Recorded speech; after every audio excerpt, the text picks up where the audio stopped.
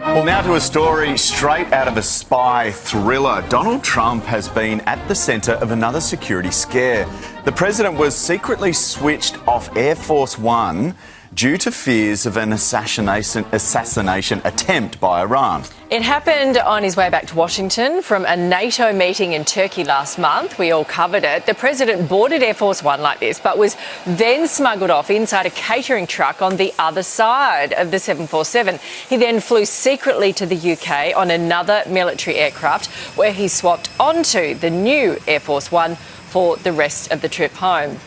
Let's go live to Will Geddes, international security expert. Morning to you. Just how credible would this threat have had to have been for them to pull off such a switcheroo?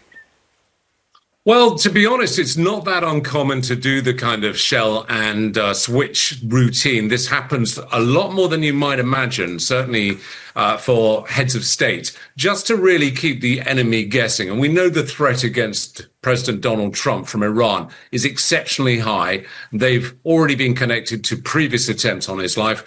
And in this respect, the problem with Turkey is there is somewhat an affinity between Erdogan and the Iranian government, which obviously draws line under the levels of local security that would be assisting in protecting President Trump. Now, I don't want to dispute Turkey's ability to provide protection, but let's just put it this way. To carry out this kind of action, this switcheroo, is obviously something that was born off intelligence.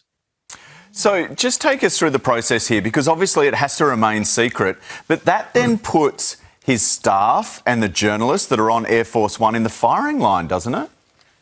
Yeah, it always does. And unfortunately, that's one of the risks that many of the journalists have to accept if they are going to be traveling with the president of the United States, whether he's actually on the plane or not, for that matter.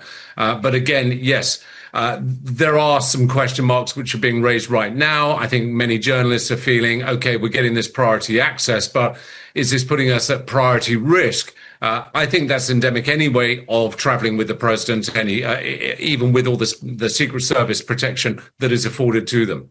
So do they sign something, the staff and the journalists? Do you sort of know that you could be collateral damage, so to speak? Yeah, they would be. It's not uncommon for them to be requested to sign certain waivers. I mean, certainly when I've looked after various prominent individuals, the press that has been traveling with them within a sort of a press pack of sorts has been forewarned that they are a secondary importance to the priority being the protection of the principal. The principal is who we have to keep safe and get out of harm's way. Journalists, yes, of course, affordance will be made to their security, but they will very much come second to them. I feel like there's going to be more to this story as well about the security and the travel arrangements for the president. We'll get you back on, Will. Thanks for your time this morning.